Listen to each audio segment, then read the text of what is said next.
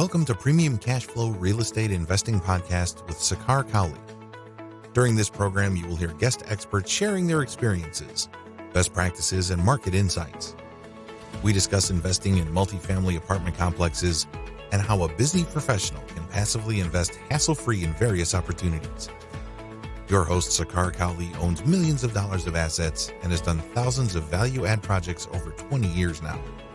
So listen in for insights. Here's your host, Sakar Cowley.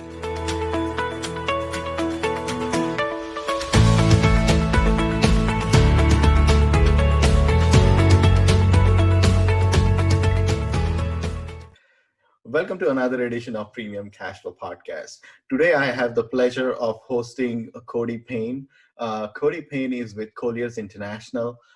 His group specializes in brokerage of industrial and office properties.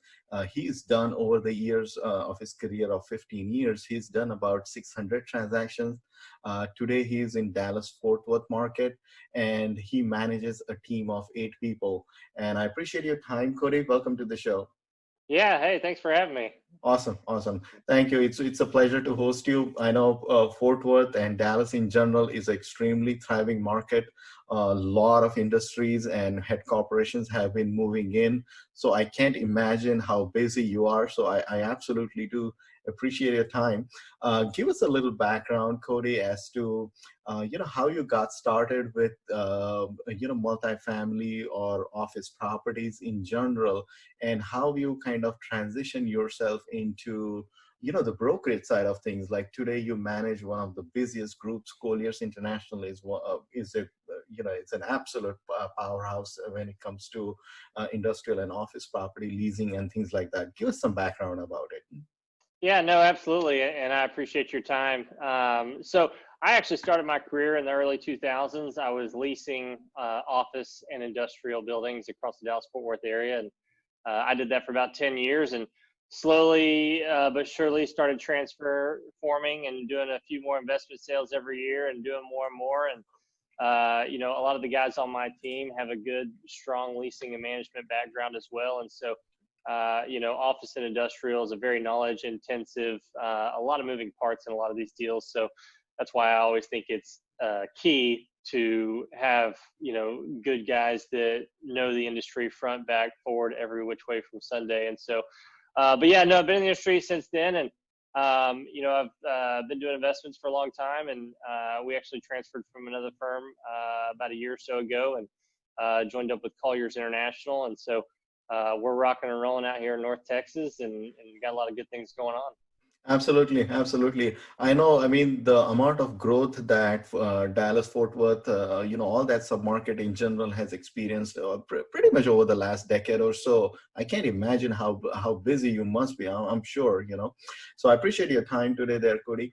What I was going to ask you, Cody, there is that what goes into details about, let's take industrial properties. I know office is as much complex as well. So could you describe us that what you look for a industrial properties in general to say that, hey, this is a good property, maybe it will be fit for a logistic company or perhaps some other industry for that matter. Give us some tidbits about it.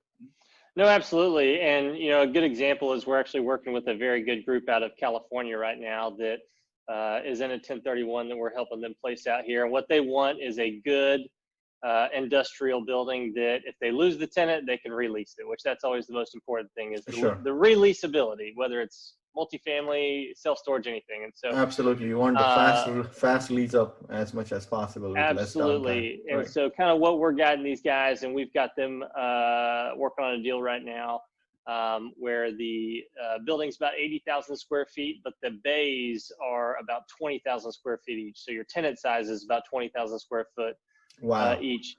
And so we had them do that with a good tenant size where there's a lot of, out in that area around the DFW International Airport, there's a lot of 20,000 square foot tenants out there running around. And so, so we said, get this. So you got a high velocity of tenants, but also make sure that the building has, where each tenant has a dock high, grade door, and a grade level door. So they can back up an 18-wheeler, they can back up a box truck, And, also keeping those ceilings over 20 feet is very important with a lot of the industrial companies that are working out and around there right now. They look for a little bit of taller ceilings. So staying away from the stuff that, is 16 feet and that doesn't have the parking, and, accessibility is always key for industrial. Now, Absolutely. that doesn't mean it has to be on the freeway. Sure. It doesn't have to be, visible, but Sure. having good accessibility for the trucks, for the workers, for them to get on major freeways. Because, the building that they're looking at, you couldn't see it from the freeway, but Sure. they've got great accessibility to 3 major freeways in Dallas-Fort Worth. Absolutely. That's Absolutely. what those trucks need. Right. And a little bit of that I know is, as you pointed out there also, is that how closer or how quick can you get on the freeway? And you, since you pointed out there that it's close to the airport, oh boy, that's huge right there, Yeah. So good. And I know, Cody, speaking of amenities and value add and things, we like in our podcast, we predominantly sometimes talk about multifamily and sometimes self-storages. I haven't had the pleasure of hosting a guest like you where we are delving into, like, let's say the industrial or the office properties. So I totally appreciate your expertise today here. Speaking of the value add and the amenities, I know sometimes we say that the industrial is just kind of like for lack of a better word, it's just a four walls warehouse and stuff, right? So could you maybe give us some ideas about how you have seen operators adding value to these industrial buildings? Like, what are some of the things that someone can look at saying that, hey, if you purchase this, you can do X, Y, Z, and perhaps increase the NOI on these buildings. So could you tell us a little bit more about it? Yeah, no. So when it comes to amenities, obviously office buildings are really the project type that you really amenitize out, kind of like Sure. a multifamily complex. When it comes to industrial, I mean, there's a few niche specific things that you can do. There was a project in North Fort Worth that a guy had that the building didn't have any dock high space. They had ground level doors, but no dock high. So, they took a section of that land that they had at the back, dug a trench down and made a good dock high level for trucks to back into. So then they were able to service it. And yeah, those tenants had to get forklifts to be able to kind of go back and forth. But, doing that, power is very important to a lot of these guys, especially the larger tenants that, are manufacturing and have machinery. So having the right type of power there is very important. But, as far as, amenitization, like an office building, having, an on-site deli, having a co-working type of component there. There's a lot more amenities you can do to office because the common areas are utilized so much more. As far as industrial, it's really just assisting with the accessibility and flexibility of the space. Interesting. And help us understand, Cody, that how is the zoning dealt with? Like, I know on the residential side, depending on the county, you can have build the duplexes or the attached townhouses or, single family and things like that. Give us some insights into how zoning plays into the categorization of these industrial buildings, and then what type of use people can do out of that. Absolutely. So, North Texas, Dallas-Fort Worth, they're a lot more strict on zoning than other cities in Texas are, like per se Houston and some of the other guys. Out here, if you're on industrial, I mean, you got a couple types of zoning. You got heavy industrial, you got light industrial. You've got general F1 commercial, and so the light industrial is going to be the smaller bay tenants, that really aren't using a lot of space, that maybe have almost as much office as they do warehouse, maybe a flex like type. 20-foot bays, you think? It could be, but maybe somebody that doesn't have as many trucks coming in. And so, but when you have a large distribution center, manufacturing facility, those guys can get into the heavier zoning. And so, getting change of use and whatnot out here, if you're looking to buy land and build, I always tell people, if they've never done it in North Texas, it's more important than ever to hire a developer or a contractor that knows it, understands. Yeah, because it's not like Houston, like I said, where you can go out there and kind of plop something wherever you want. They're a little more lenient. Out here, they're very, very strict. Interesting. Another thought that comes to mind, Cody, is that the a lot of times when we think about parking, I think the car parking or your truck parking comes to mind, right? But when you suddenly start thinking about industrial, it's a whole new world as to, what type of logistics things you will have, what type of clearances or what type of variants you may need, how much parking would be needed. Give us some insight into, like, if you're looking at an industrial building, like, I don't know, I mean, if that's a legacy building from 70s or 60s, and the code may have been updated now, and someone doesn't know, give us an idea as to how important parking is, because I know that plays a tremendous important role into what sort of use you can do, what sort of equipment you can bring in, and things like that. Give us some tidbits about that. Yeah, no, absolutely. And, I'd say probably one of the better things about Texas is the amount of land that we have. So Right. a lot of these buildings are built with, good amount of land. And so the parking is key. Buildings can't get grandfathered in, but, like per se, if you're going to build a new office building, many cities are going to make you have 5 parking spaces per 1,000 square feet that you build. And so that's one thing to keep in mind. Now, on the industrial side, that's going to vary between city. They're not as heavy on it. And generally with the amount of land that you're buying on those, you do have the ability to do that. But as far as saying, if you bought a building from the 70s and you had a tenant come in and they needed more parking, I don't think, a lot of times you won't have an issue with the city forcing you to do that. They'll maybe force a fire code or a fire sprinkler system or something of that nature. I've heard a lot more than really exercising the parking requirements. And so, but as far as parking goes, really where you see that mostly is going to be in the office sector, especially with people trying to, before the whole COVID thing, pack as many people into office space as they could. And so they used a lot of parking. I know we got one building that we're working on right now where a tenant has literally 10, they need 10 per 1,000 square feet of parking. And so that's a lot. And so, but that's on the office side. But no, on the industrial side, it's actually very, very rare that we ever see parking issues. Interesting. Thank you for sharing that. Now, switching gears a little bit about office properties, Cody, what are some of the key things that someone should look at in office properties, or what sort of demand do you see right now?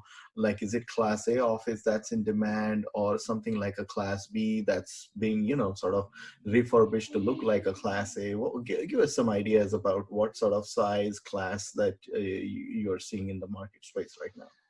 Well, the asset class on the office side that is most sought after is, B class value add in good areas. Or I see. So just similar parallels to multifamily you're describing. Very, very, very similar. I know we've got a good multifamily group here, and what they tell me a lot is people love Class B and Class A areas, which that's getting harder and harder to find. Sure. But also focusing on areas that are up and coming to that, and so. But finding good value add, you're not going to find much of that on Class A out here right now, but you will find it on Class B and C. And there's a lot of good opportunities out there, especially out here. And there's a lot of construction on the office side. I think I read somewhere there's about 7 million square feet still being constructed out here in Dallas-Fort Worth. So there's more and more being constructed. But if you're looking for a good value add deal, there's really good product on the Dallas County side of the Class B office space to get something that is, maybe 50-60% occupied and put some good money into. What people need to keep in mind is office is a very, very expensive product, very expensive asset class to operate. One of the most expensive because of the utilities, maintenance, common areas, and all those components. And so those are one thing that, people need to be aware of. But yeah, anytime we have a really good Class B office building in a good area, it usually goes pretty quickly. Interesting. Now, I know, typically in a retail or industrial, you have longer leases, right? Like typically it's like 10 years and things like that, with provisions to increase about, 5-year increments and things like that. And I have seen and heard from other brokers that office leases tend to be slightly lesser. Is that your experience, like a 3-year, 5-year lease, things like that? Is that general the practice on the office leasing side? For Class B, I think you'll see that all the time. You'll see, 2, 3, 4, 5 year leases. That'll be your Mm-hmm. mix. If you've got a nice Class A office building or a single tenant net lease call center or something like that in Las Colinas, I mean, those guys can sign a 10-year lease all day long a lot of times. But like this building that we're in here, this is a Class B office building, and I think the majority of your rollover is going to be anywhere from 3 to 5 year leases that are done here. And so, but that's a good way to do it because as far as the office market goes, especially in some of these areas, it can change and rates can increase pretty quickly over time. Some areas are a little slower, but as far as the Class B office space goes, you usually don't see much over 5 years. Interesting. So I want to shift gears a little bit, Cody, and kind of help us understand that. Let's say if I call you saying, "Hey, Cody, I'm an investor. I'm looking to invest in a office or an industrial space, or let's say office for that matter, right?" And I call you up, say, "Hey, Cody, by the way, I looked at this building and I see this listing at 123, Industrial Parkway. Our group is looking to invest." What would you advise as a novice investor? That what are some of the elements that someone should look at it in an office deal?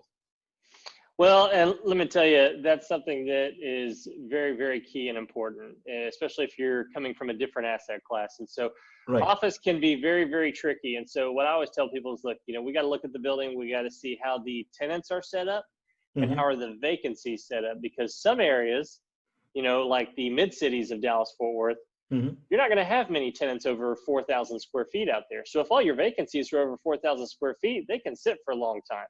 Interesting. Or if you got to, and so understanding your space size and the tenant needs in that area is going to be very, very important. More important than most of the aspects. Looking at just like multifamily, where maybe some of the expenses can be cut, what rents are a little lower than others, and how do you amenitize your building, and how do you put yourself ahead of the competing buildings? Because at the end of the day, a lot of these Class B or A office buildings, they're in submarkets that have a lot of the same buildings out and around there. And so you got to figure out, how do you distinguish yourself? And so knowing those items is very, very key, but knowing the space size and the tenant size that command those areas are very key. Because I know a guy who owns a building up in a part of Las Colinas that doesn't command a lot of larger tenants.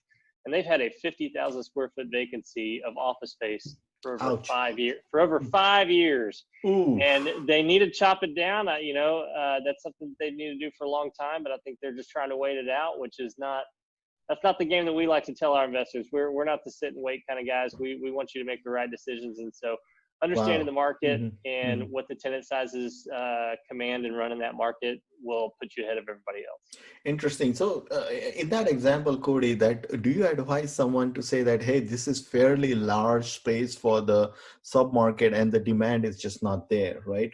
So in those cases, like you're looking at almost like a surgery, that you're trying to maybe perhaps compartmentalize the space and, maybe divide into like manageable 5,000, 7,000, 10,000 square foot. Would that be sort of a correct way to look at it?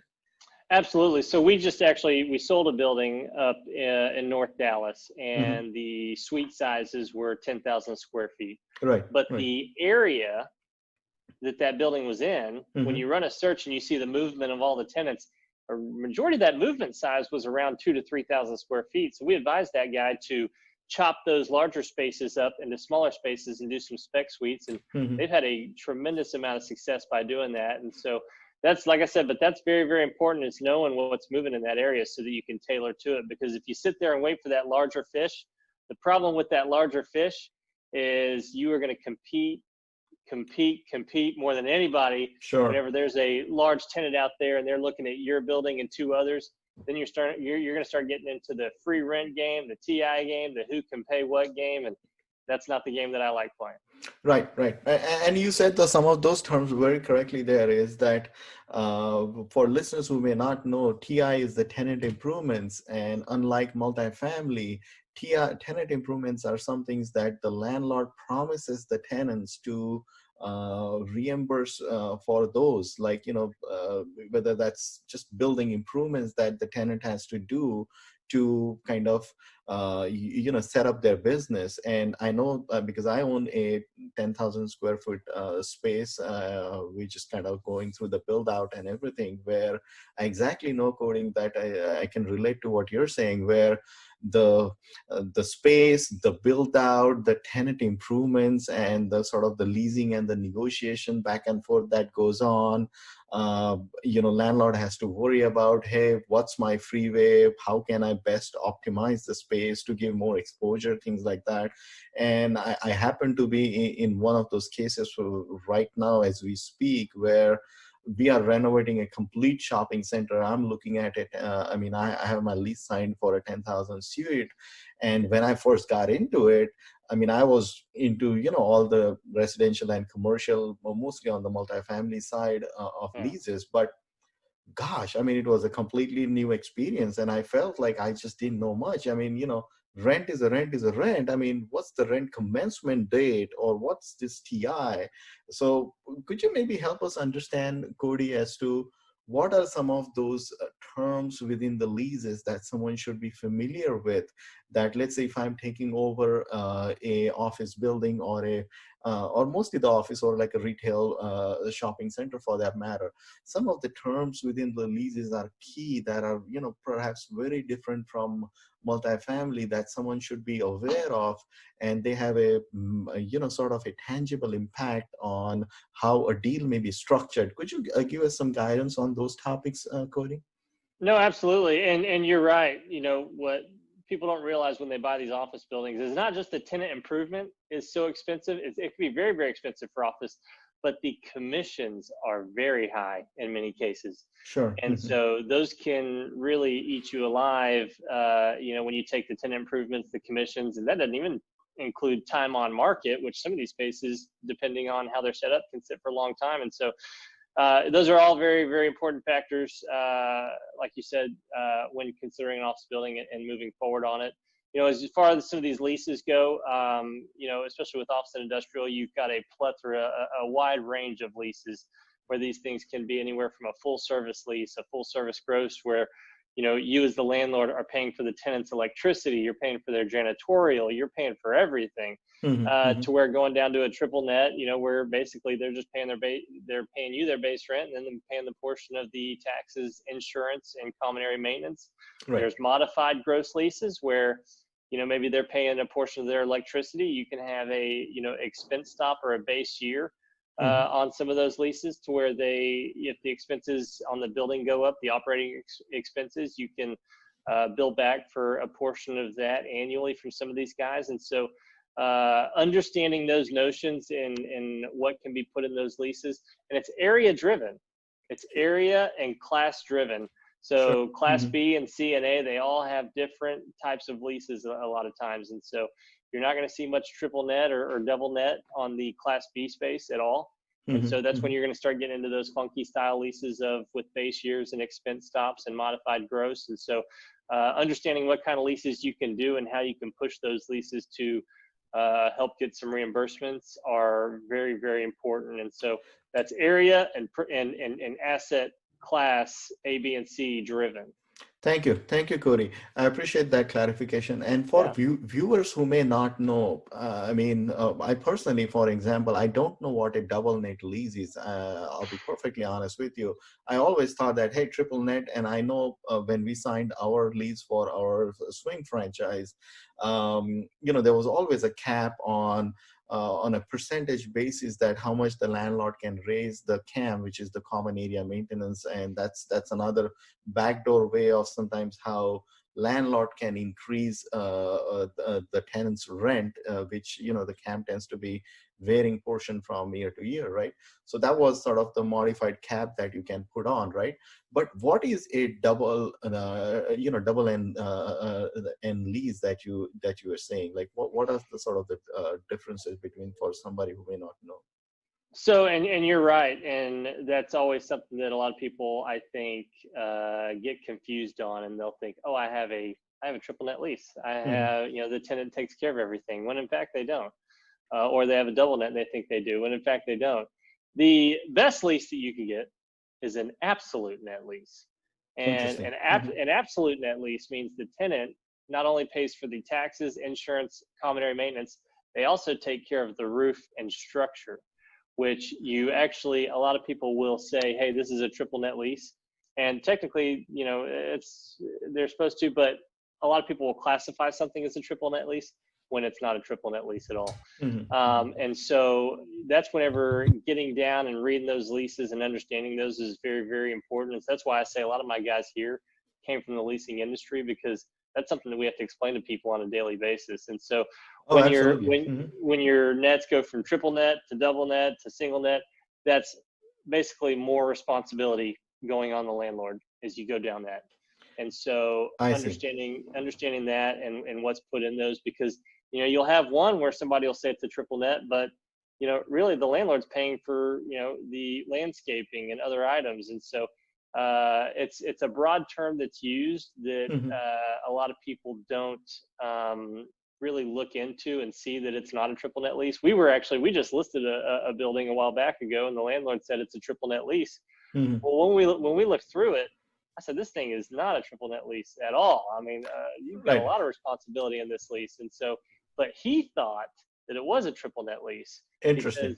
Another agent told him it was, but it was not. And so they just didn't understand it. So understanding those is very, very important. And as you go down the line, a lease a lot of times won't spell out that it's a single net lease, a double net lease, or a triple net. They don't spell out that way. And so that's just a term that a lot of agents and brokers use to classify the type of lease. Interesting. So to summarize, I think, Cody, you're saying that a triple net is a sort of a measure where I think the tenant is responsible pretty much for everything, and landlord minimally for paying his own taxes and things like that. But of course, those are again given to him by tenants as well. But devil is in details. There's no such, you know, highlight or a headline saying, oh, this is a triple net lease, this is a double net lease. It's really the provisions and all the clauses within the lease that dictate that, oh, this could be perhaps a modified, you know, double and lease and things of that nature. Would that be correct? Absolutely. Yeah. When you open up a lease will really never say, hey, this is a triple net lease. It won't say it. It'll just classify what's going on. And so it's the agent's job to you know, tell the person, hey, this is the type of lease it is. And so, but the best type of lease that you can get, and you really don't ever see it in office or industrial, you'll see it more in retail, is an absolute net. And that's the best type of lease you can do. And that's what a lot of people, we had a guy who owned a heavy multi-tenanted office building that was very management intensive, and he wanted something that had no management, no anything. And so we stuck them in an absolute long-term net lease, and you know, they're just cash flowing from that. Their return isn't as high, but it's a lot less headache. And so sometimes that's worth the money. And this is where I think, as you pointed out, that a experienced, knowledgeable broker and a team like yours, you know, is worth its weight. That sometimes you just don't know what you don't know. And knowing from my brief experience, you know, doing the leasing, I was pulling my hairs, and you know, like constantly like looking at it, saying back and forth the negotiation with my attorney and things like that. And I absolutely, I mean, I'm so thankful that I had my retail broker along my shoulder to guide me. But boy, I mean, it is a completely different ball game when it comes to, you know, leasing and things like that. Now, Cody, another related question I had is the medical buildings, right? Like what goes into those? I know those are all very specialized use buildings. Like, could you share some details about, you know, like a per square foot price that you see, or within the medical industry, like what sort of use is allowed and things like that? Because viewers would love to hear what goes into the medical side of the house as far as the commercial properties go. Yeah, no, absolutely. And we do quite a bit of medical here, medical net lease, medical multi-tenant. And so that's something that's very, very popular for investors, because a lot of that stuff can be hands off. You can get good, you know, triple net leases on a lot of those guys. And so what you'll see on the medical side is a lot of times a higher rental rate, which will then reflect a higher price per square foot. We've done medical anywhere from, $200 a foot up to $400 per square foot. And so, it's a price that ranges a lot. And those are really sold on the cap rate, almost like retail. And so those go at retail pricing a lot of times. And so they kind of go within both hands. A lot of people are of the belief that, these medical tenants stay there for a long time, like a dental office and whatnot. And so that's why so many people invest in these. And because, some of them believe they're also recession proof. And, even with the coronavirus that, we're going through right now, many of those guys have been able to stay open. Some haven't. I know a lot of dentist offices weren't allowed to. And so, but for the most part, a lot of these guys were. So people look for, dialysis centers, general practitioners, surgery centers. The medical side is also very, very complex, especially when it comes to releasing. And so if you're looking at medical, it's very important to align yourself with an agent that knows and understands that product, even if it's fully leased. Just somebody that can at least tell you, hey, if this tenant were to bail, this is how much it'll cost you, and this is how long it would take you to release this project. And so knowing and understand that's also very key and important. Right. And another thing, I think one thing I have noticed is that in a lot of industrial offices is the notice period is pretty long. Like you generally have to give like an advanced 13-month or to a year notice so that, the both parties can do what they need to do in terms of, the next phase planning of what you're going to do. So now, Cody, shifting gears a little bit, you have been in the Dallas-Fort Worth market for a decade now, and I know that how much growth that has happened, the amount of corporations, headquarters that have moved in. Give us a sense of what the Dallas market was like, back, let's say 2 decades ago. And I know there is a record amount of new development as well. I hear like millions and millions of square foot of office space that's also being built. So give us a sense of, where the market is, and are we at the high point of the cycle, and is it going to be like an expansion still, or is it like a hyper supply of office space now? And maybe, after that, I'll kind of turn this discussion into, where we are with the pandemic and what's going to entail. So give us a sense of right now, historically, how the Fort Worth submarket was and where it is now, and where do you see it going? Well, that's a great question. A lot of people ask that. And so, I will tell you, 10, 15, 20 years ago, there were a lot less cars out here. We have a lot more tollways out here now as well. So, but no, the growth out here has been tremendous. A lot of that's due to the, very, very powerful Texas economy and the cost of living down here and how business is done and what some of these counties, cities, and state can offer some of these tenants. That's why you have people like, State Farm, Facebook, Toyota that have, brought really large headquarters out here. And so I think you're going to continue to see that expansion. I even saw, whether you're a fan of it or not, I saw Elon Musk is looking at some stuff out here and maybe going to bring a Tesla plant out here possibly to North Texas or Austin. So I think you're going to continue to see that surge from other states to out here, and that's what has helped drive the North Texas economy. Is a lot of those companies that are coming out here, and so I think the outlook is good. But yeah, no, it's changed drastically. Like I said earlier, there's still about 7 million more office building square feet that is under construction out here. Unbelievable. That is still going on. And so the projections look very, very good. Yes, the pandemic slowed it down a little bit, but from what I'm seeing and hearing, it was, really just a hiccup. And yeah, it's going to change how some business is done in certain aspects. But as far as a lot of the constructions go, those guys are still building. I know it's slowed down in many sectors, but like I said, the North Texas economy, we're not out here in Dallas-Fort Worth, we're not as reliant on oil and gas as, say, Houston and other cities in Texas are. And so, our economy up here is very business driven. Right. And as you said, I think everybody wants a piece of Texas. I mean, all the big corporation, it's a business-friendly state, whether, Yeah. you talk about office properties. I mean, in general, it's a very business-friendly from a commercial standpoint. So now, Cody, turning things a little bit here, that as you know, that the pandemic that has hit upon us, it's a pretty much a health crisis, a business crisis that has hit Main Street. Uh, I know you are in an extremely thriving market, but if we think globally or just within US wide in general, like, companies are downsizing, as you imagined, right? Especially in the office space, people are logging on to online meetings and doing a lot of work from home, attending meetings remotely, electronically, and things like that, right?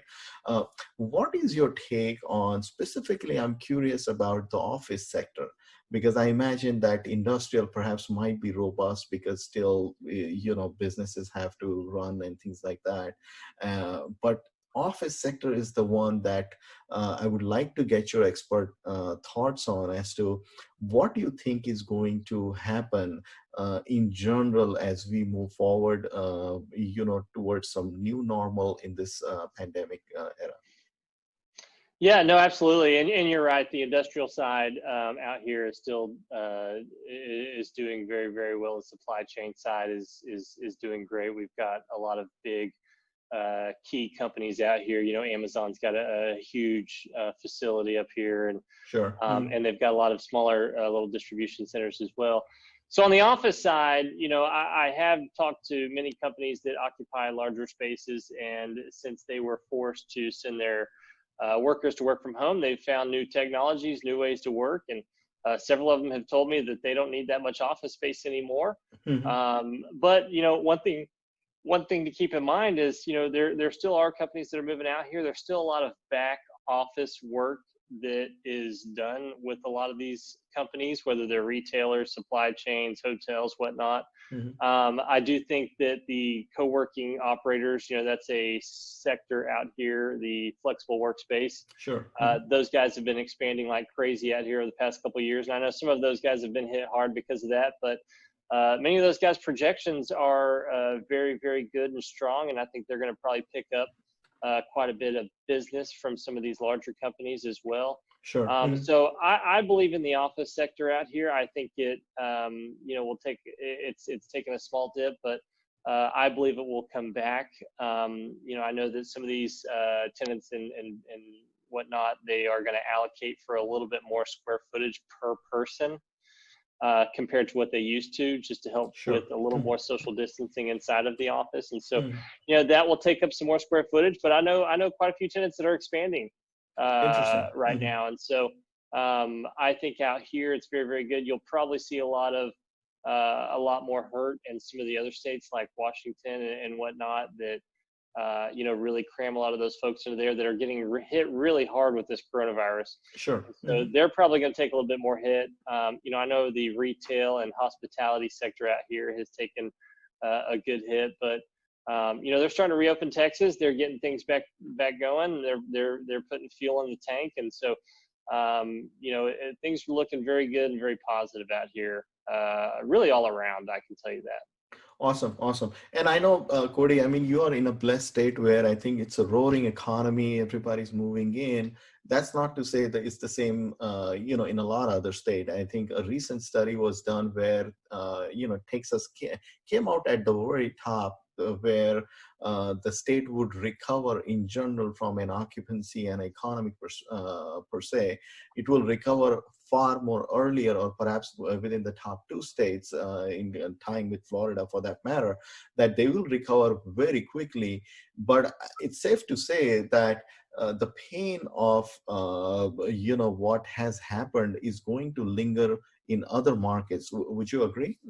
Absolutely, I do, all across the board. And look, if some of those other big key states, are getting hurt, there's no doubt there's a trickle down effect. And so, but as far as Texas goes, I mean, look, a lot of Texas has been getting pummeled with the oil and gas issues right now.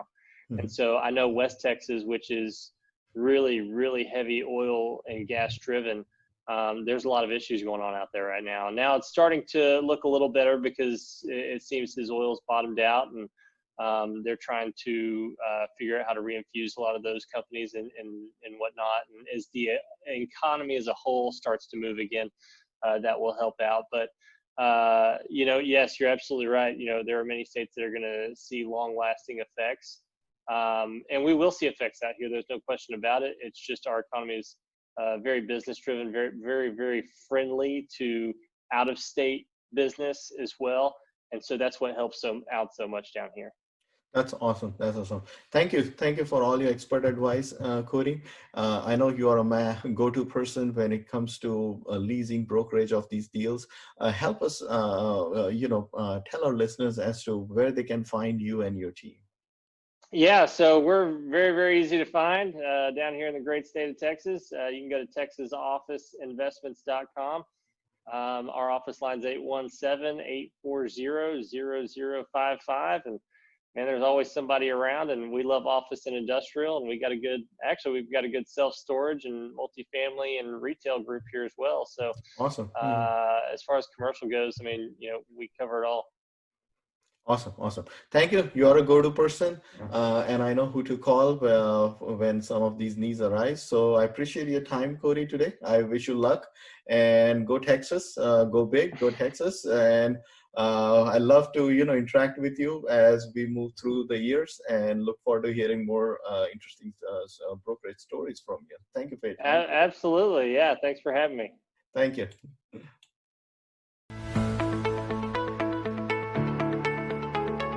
Thanks for listening to Premium Cashflow Real Estate Investing Podcast.